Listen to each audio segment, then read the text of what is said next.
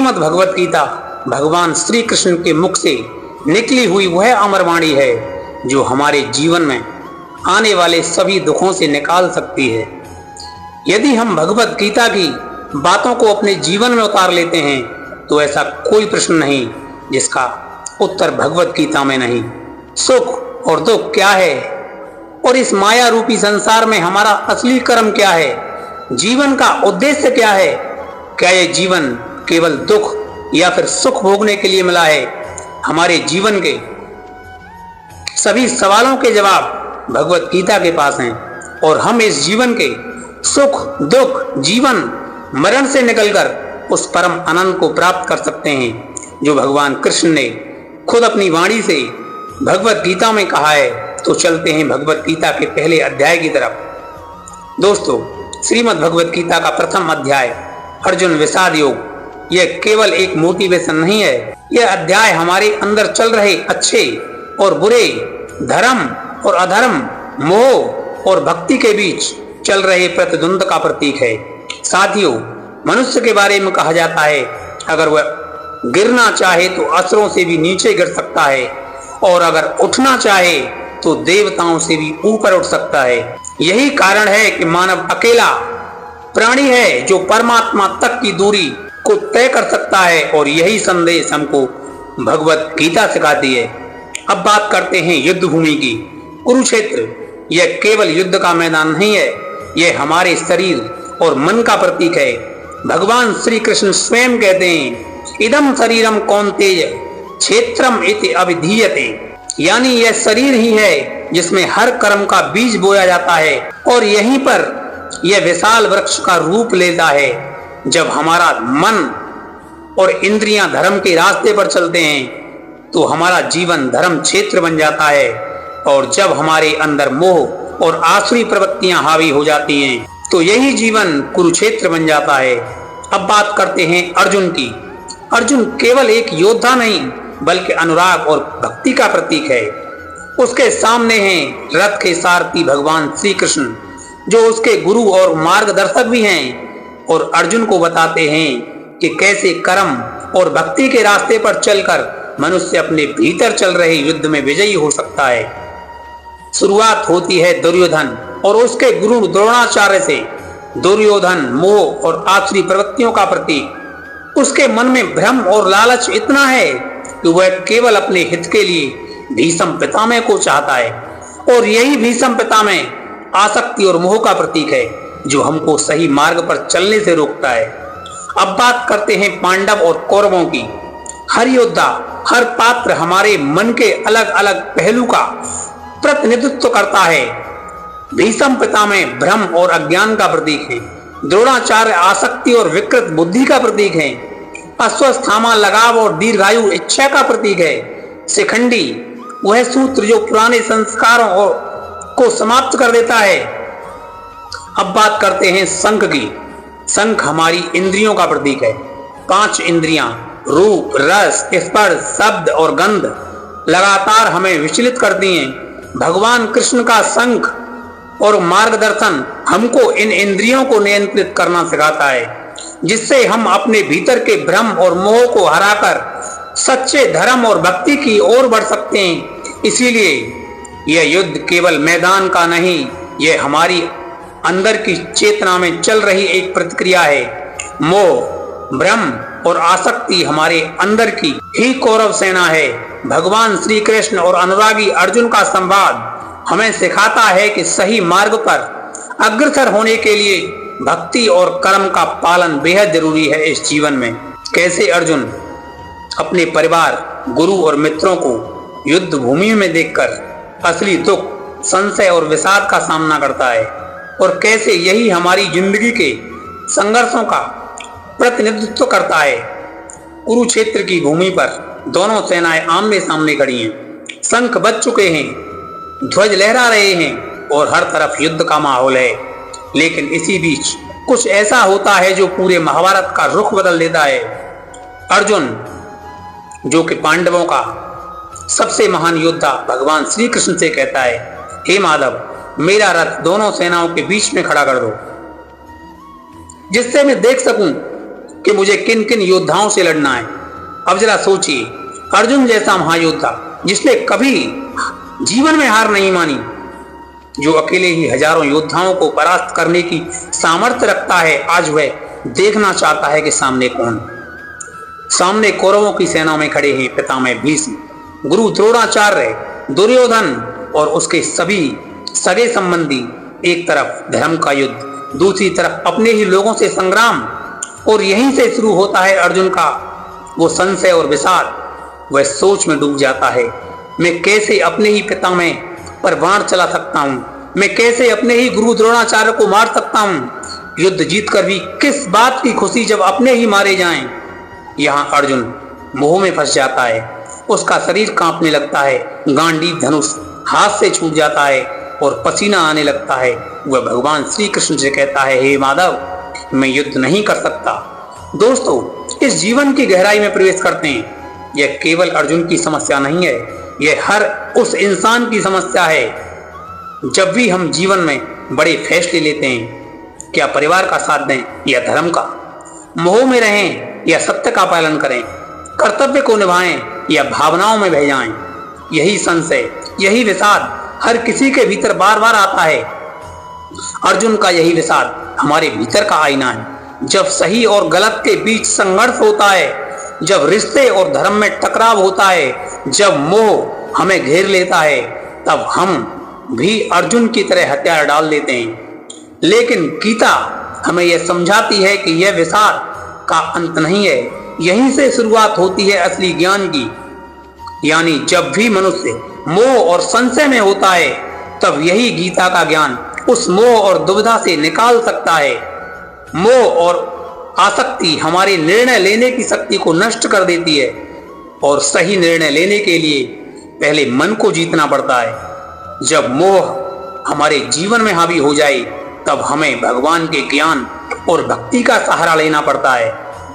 मनुष्य जब भावनाओं में बहकर धर्म को भूल जाता है, तो वह जीवन की सबसे बड़ी भूल करता है। लेकिन जहां से भ्रम शुरू होता है, वहीं से ज्ञान की शुरुआत होती है। भगवान श्री कृष्ण अर्जुन को इस मोह से बाहर निकालने के लिए अपना उपदेश शुरू करते हैं और कर्म, भक्ति और योग का असली महत्व समझाते हैं। यहाँ केवल युद्ध की तैयारी नहीं, बल्कि हमारे मन, इंद्रियों और संस्कारों की असली तस्वीर सामने है। महाभारत की दोनों सेनाएं केवल इतिहास के पात्र नहीं, हमारे भीतर की दो शक्तियों का प्रतीक है। पांडव सेना धर्म, सत्य, भक्ति और आत्म संयम की शक्तियां हैं। कौरव सेना मोह, लालच, क्रोध, ब्रह्म और आसुरी प्रवृत्तियां हैं। भीष्म पितामह प्रतीक हैं अंधे मोह और पुराने संस्कारों के, जिनकी वजह से मनुष्य सच जानकर भी मोह को नहीं छोड़ पाता। द्रोणाचार्य दर्शाते हैं आसक्ति और विकृति बुद्धि को। जब बुद्धि मोह से बंध जाती है, तो वह सही मार्गदर्शन नहीं कर पाती। अश्वत्थामा लगाव और दीर्घायु इच्छाओं का प्रतीक है। इंसान की इच्छाएं इतनी लंबी हो जाती हैं कि उसका जीवन मोह में ही बीत जाता है। शिखंडी प्रतीक है पुराने अधूरे कर्मों और कमजोरियों का, जिसका अंत होना ही चाहिए ताकि नया अध्याय शुरू हो सके। दूसरी तरफ पांडव सेना युधिष्ठिर धर्म का पालन और सत्य का प्रतीक, भीम बल और दृढ़ निश्चय का प्रतीक, अर्जुन भक्ति और अनुराग का प्रतीक, नकुल सहदेव शुद्धता और सेवा भाव का प्रतीक। इस तरह युद्ध किसी दो परिवारों का नहीं है, यह युद्ध है हमारे भीतर के सत्य, असत्य, धर्म और अधर्म, प्रकाश और अंधकार का। अब बात करते हैं शंखनाद की। जब दोनों सेनाएं तैयार हो जाती हैं, तो शंख बजते हैं। कौरवों का शंख मोह, लालच और भय का प्रतीक, पांडवों का शंख आत्मबल, भक्ति और धर्म का प्रतीक। भगवान श्री कृष्ण के शंख का विशेष महत्व है। इस जीवन में जब भी मोह और अंधकार फैलता है, तब ईश्वरीय चेतना जागृत होती है और धर्म की रक्षा के लिए हमारा मार्गदर्शन करती है। शंख को हमारे 5 इंद्रियों से जोड़ा गया है। रूप, रस, स्पर्श, शब्द और गंध, ये 5 इंद्रियां बार बार हमें भटकाती हैं। कभी रूप में कभी आकर्षण में, कभी स्वाद में, कभी आसक्ति में, कभी शब्दों में, कभी उलझन में। लेकिन जब भगवान का शंख बजता है तब यह संदेश मिलता है कि इन पांचों इंद्रियों को नियंत्रित करना ही योग की शुरुआत है। दोस्तों, आज भी यही युद्ध हर किसी के भीतर चल रहा है। एक तरफ मोह, लालच, क्रोध और भ्रम हमें खींचते हैं, दूसरी तरफ सत्य, भक्ति, संयम और धर्म हमें पुकारते हैं। हर दिन, हर निर्णय यही युद्ध है। क्या हम मोह के शंखनाद में फंस चुके हैं या फिर भक्ति और धर्म के शंखनाद को सुन रहे हैं? शंख 5 इंद्रियों का प्रतीक, जिन्हें नियंत्रित करना बेहद जरूरी है। भगवान कृष्ण का शंख धर्म और भक्ति की पुकार का प्रतीक है। जीवन का सबसे बड़ा युद्ध बाहर नहीं, अंदर चल रहा है, और इस युद्ध को जीतने के लिए हमें अपनी इंद्रियों को साधना और मोह से ऊपर उठाना होगा। अर्जुन अपने ही रिश्तेदारों को देखकर इतना मोहग्रस्त हो जाता है कि वह धनुष छोड़ देता है और कहता है, हे माधव, मैं युद्ध नहीं कर सकता। अर्जुन जब दोनों सेनाओं को देखता है तो उसके भीतर का योद्धा धीरे धीरे कमजोर होने लगता है।